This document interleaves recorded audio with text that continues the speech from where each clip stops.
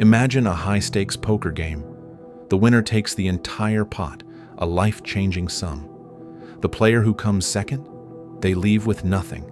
Empty pockets, the same as those who busted out first. It's a stark, zero-sum reality. Victory brings everything. Defeat brings ruin. This harsh dynamic, where second place isn't just disappointing, but functionally equivalent to disappearing, echoes a brutal idea often linked to the Renaissance thinker Niccolò Machiavelli. It's the essence of win or vanish, no second place. Machiavelli's implied ultimatum for survival in contests of ultimate power. Forget consolation prizes. This is about existential stakes.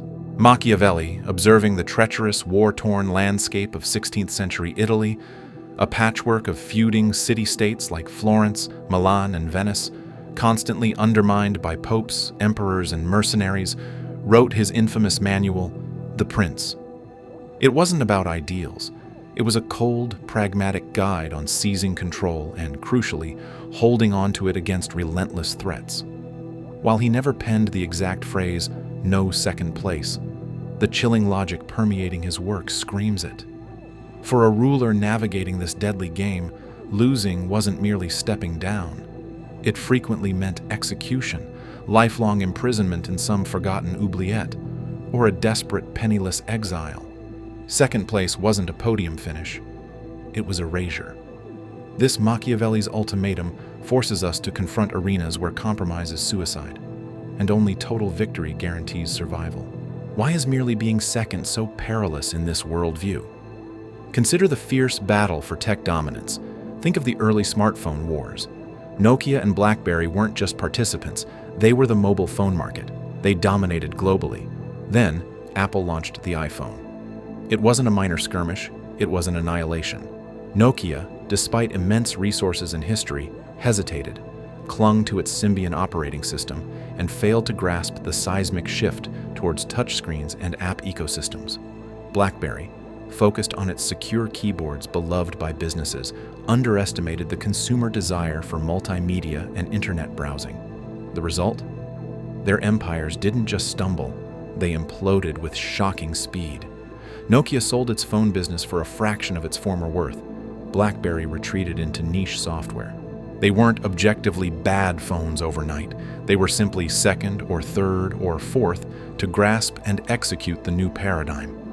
The market, once conquered by the iPhone and later Android, offered no lucrative silver medal. They effectively vanished as major players in the space they once owned. The victor absorbed the spoils: market share, mind share, developer loyalty, leaving the runners-up scrambling for scraps or fading into irrelevance. Another vivid example is the social network race. Remember MySpace? It was the colossal giant, the first true mainstream social media platform, bought by News Corp for $580 million. Then Facebook arrived, focusing initially on college networks before expanding. MySpace became cluttered, slow, and failed to innovate its user experience or privacy controls effectively. Facebook executed cleaner design, better algorithms, and crucially, the like button. MySpace didn't just lose users, it hemorrhaged them. It went from cultural phenomenon to a cautionary tale, eventually sold for a mere $35 million. Being second, or even first, but failing to adapt decisively, meant near-total disappearance from the mainstream social landscape. Investors flee winners for losers, talent migrates, and the gap widens until the runner-up collapses. Machiavelli witnessed this brutal calculus play out constantly in the political blood sport of his era. A prince overthrown wasn't granted a peaceful retirement or an advisory role. His fate was typically grim: a public execution to solidify the new ruler's power, imprisonment in conditions designed to break spirit and body, or forced exile where he might plot a return but lived in constant fear and poverty. His family faced disinheritance, disgrace, or worse. His supporters were purged, killed, imprisoned, or banished. His legacy was actively dismantled. Winning meant stability, resources, the ability to shape laws and society. Losing meant the utter destruction of everything built: power, wealth, reputation, even life itself. Machiavelli didn't just theorize, he lived the cost of defeat. He served the Florentine Republic diligently as a diplomat and official. But when the powerful Medici family, backed by Spanish troops and the Pope, stormed back into Florence in 1512, Machiavelli was on the losing side. He was immediately dismissed, accused, likely falsely, of conspiracy against the Medici.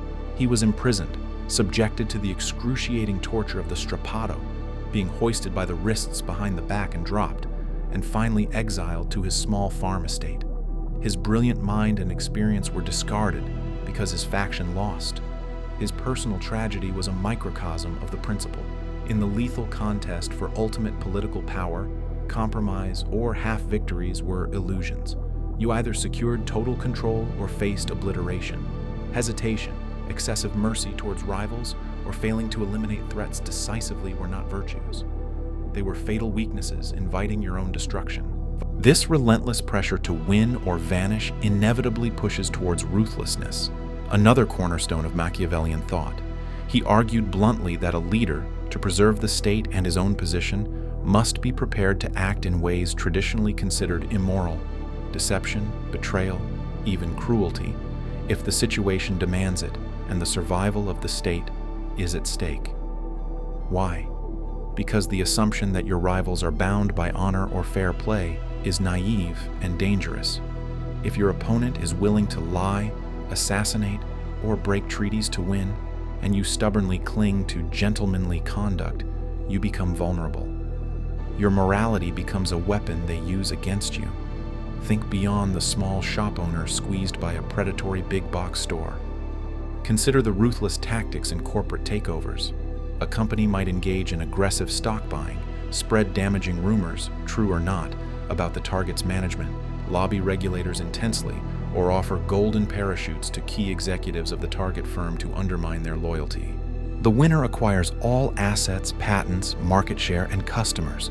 The losing company ceases to exist as an independent entity. Its leadership is ousted, its brand often retired, its workforce downsized.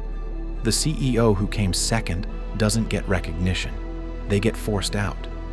The employees don't get participation trophies. They get severance packages, if lucky. The victor absorbs everything. The vanquished vanishes from the competitive landscape. Or consider modern political campaigns.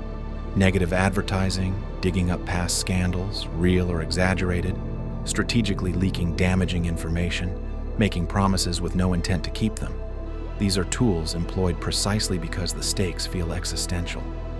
Losing an election doesn't just mean your policies aren't implemented. It often means your entire political movement is sidelined. Funding dries up, allies desert you, and your influence plummets. The win or vanish pressure fuels a cycle where ruthlessness seems justified by the catastrophic cost of finishing second. It's a race where tripping your opponent might feel necessary because the alternative is watching them cross the finish line while you fade into obscurity.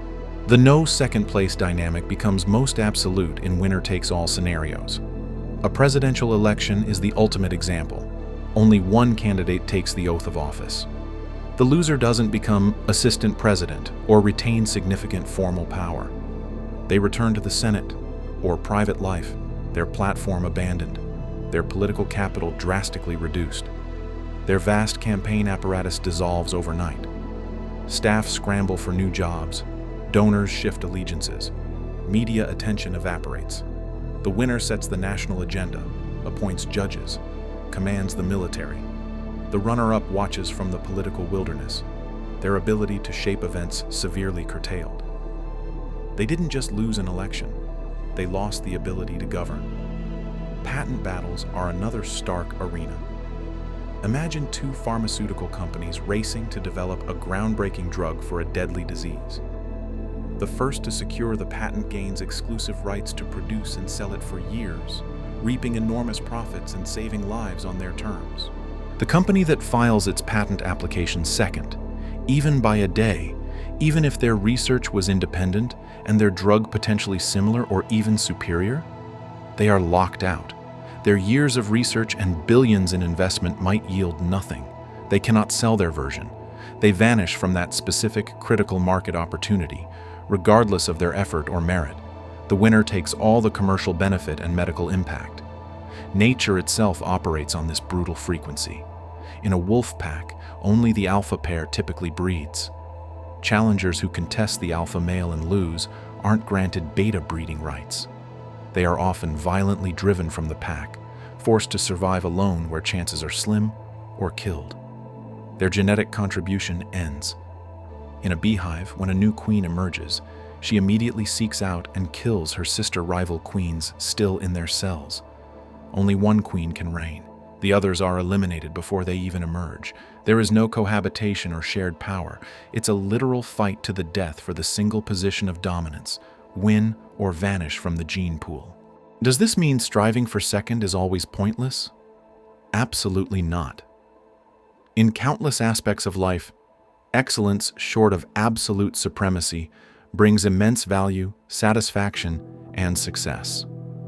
A scientist who makes significant contributions but doesn't win the Nobel Prize still advances human knowledge and has a distinguished career. The second-ranked tennis player globally still enjoys fame, fortune, and the respect of competing at the highest level. A company consistently ranked number 2 in its industry can be phenomenally profitable and stable for generations, offering great jobs and reliable products without the constant crushing pressure of defending the top spot. A talented surgeon, even if not the absolute best in their city, saves lives daily and commands deep respect. However, Machiavelli's Ultimatum forces our attention onto those critical inflection points, those specific high-leverage contests where the dynamics shift dramatically. When the struggle is for control of a unique, irreplaceable opportunity, dominance over an essential resource, supreme command in a volatile environment, or survival against an existential threat, the gap between first and second transforms from a step to a canyon. In these moments, failing to secure the top spot carries consequences far beyond disappointment. It means losing your position entirely, your influence nullified, your resources absorbed, your existence in that particular arena terminated. It's the chasm between ruling the kingdom and being erased from its history, between defining an industry and being consumed by it, between holding the championship trophy and becoming a forgotten footnote in the record books. This is the harsh, enduring insight Machiavelli burned into our understanding of power dynamics. In the most ferocious battles for survival, supremacy, or control of scarce critical resources, the arena often collapses, leaving space for only one. Victory must be total, unambiguous, and secured with unwavering focus and decisive action. Anything less courts disaster, not just defeat, but dissolution. It's a stark, often uncomfortable reminder that in certain crucibles, aiming for anything less than the absolute pinnacle isn't just ambitious. It can be the most perilous gamble of all. The weight is immense, the ethical choice is fraught, but the alternative, as Machiavelli witnessed in Florence, and as history endlessly replays through fallen empires, dethroned CEOs, and obsolete technologies, is not silver, but dust. Win completely, or risk vanishing without a trace. The ultimatum stands. Seek wisdom.